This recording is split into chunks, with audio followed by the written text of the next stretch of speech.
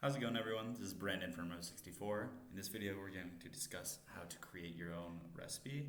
This will be a very basic example, and we'll be taking a look at some of the debug features as well as errors in recipes.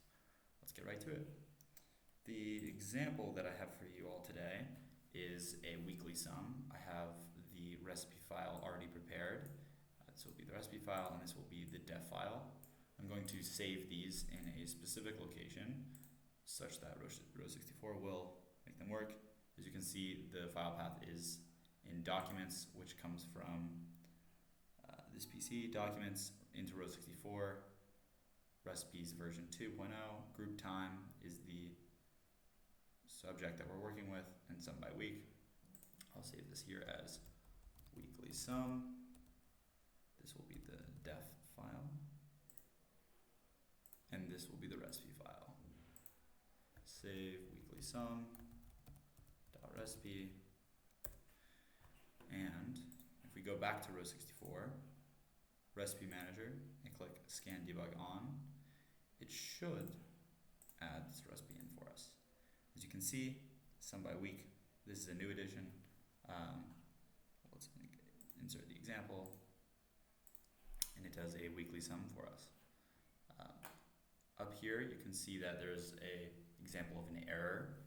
We can click on the error and we'll tell you that there is an error in the recipe for the count by month sheet formula, and the problem is that it was parsing, while it was parsing a string, there was a problem. So we are able to click on recipe and take a look at the recipe, find any errors in there and fix those so that we can add that into our program later. And this debug feature as well, we can click on this.